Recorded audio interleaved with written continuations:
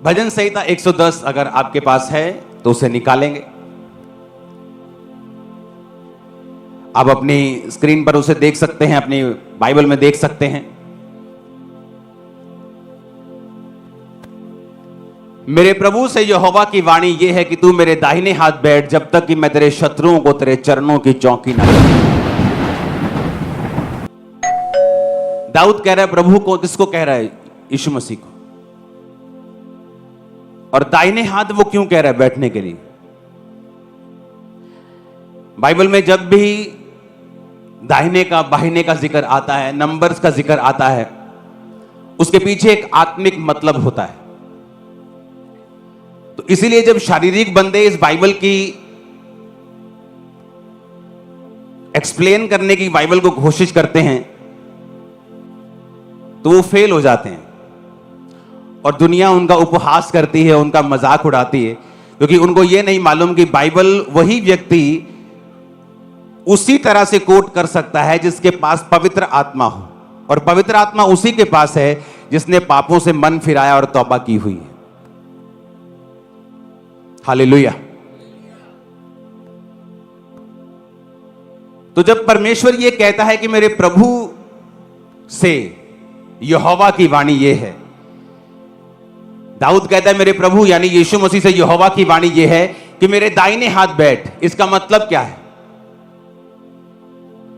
इसके दो मतलब हैं। पहला ये कि वो उस समय की भी बात कर रहा है जब प्रभु यीशु मसीह मृत्यु को लास्ट टाइम पर हराएगा और शैतान का अंत करेगा। वो एक अलग कहानी है, आज उसके बारे में बात नहीं करेंगे। लेकिन अगर आप पवित्र वचन को ध्यान से पढ़ें और जिंदगियों को देखें, चाहे वो दाऊद की हो जिसने ये लिखा है वचन पवित्र आत्मा की प्रेरणा से, तो आपको ये बात समझ आएगी कि जो लोग परमेश्वर के दाहिने हाथ बैठे हैं या खड़े हैं,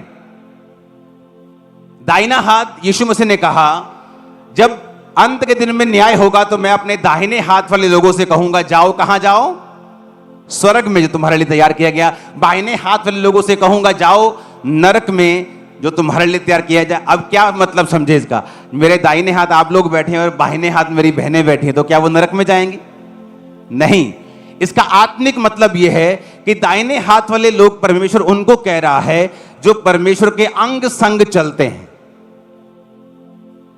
जो परमेश्वर के साथ वफादारी के साथ चलते हैं।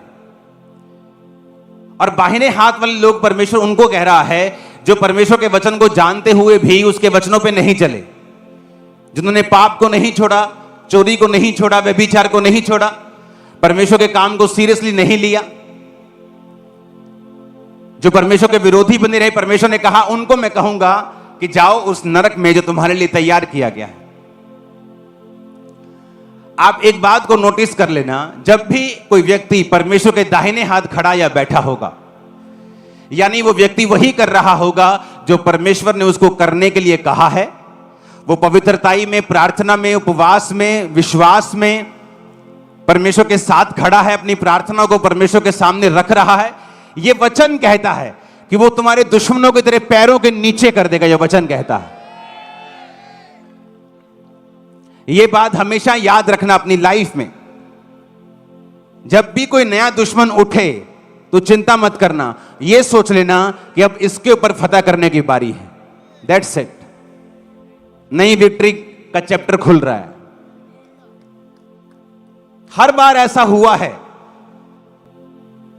अपने पड़ोसी को बोलो तुम एक ऑर्डिनरी आम नहीं हो, तुम एक आम व्यक्ति नहीं हो।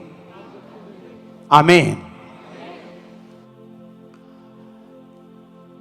इस वचन को सुनने से पहले एक गवाही मैं आपको देना चाहता हूं। जब पौलुस प्रचार करना शुरू किया तो उसकी सेवकाई से कोई बड़ा मिरेकल नहीं होता था। वो सिर्फ प्रीच करता था, और प्रीच करके बाइबल कहती है सदूकियों और फरीसियों का। कौन थे सदूकी फरीसी?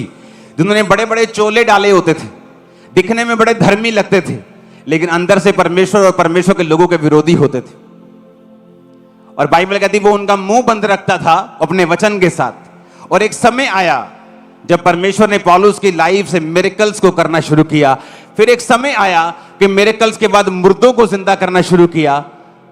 और बाइबल कहती धर्मी की ज्योति दोपहर तक जिस तरह सूर्य बढ़ता रहता है बढ़ती ही जाएगी, उसी तरह से पौलुस की सेवकाई अगर आप देखें तो जिस पौलुस ने एक छोटे से एरिया से शुरू किया था, वचन कहता है कि पूरे यूरोप में उसने इतना प्रचार किया कि उसने अपने वचन में लिखा है कि अब मेरे प्रचार करने की जगह तक नहीं बची, क्योंकि सब लोगों ने सुसमाचार सुन लिया है। हालेलुया। शुरुआत कहां से की? एक छोटी शुरुआत।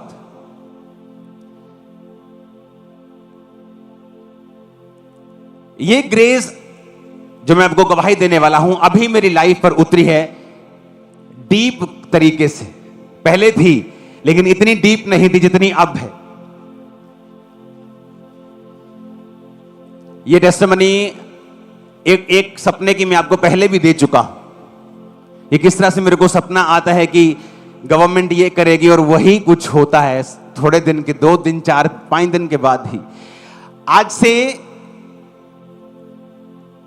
कुछ दिन पहले मैं एक वचन पढ़ूंगा, उससे पहले योएल नबी की पुस्तक 2:28 उसमें लिखा है, उन बातों के बाद मैं अपना आत्मा सब प्राणियों पर उंडेलूंगा, तुम्हारे बेटे बेटियां भविष्यवाणी करेंगी, पुरनीय स्वप्न देखेंगे। पुरनीय कौन है? बुजुर्ग। कौन से बुजुर्ग? वो बुजुर्ग नहीं जो शरीर के बुजुर्ग हैं, वो बुजुर्ग जो आत्मा के बुजुर्ग हैं। यहां बैठा एक 35 साल का व्यक्ति उस व्यक्ति से आत्मा में बुजुर्ग हो सकता है जो 70 साल का है।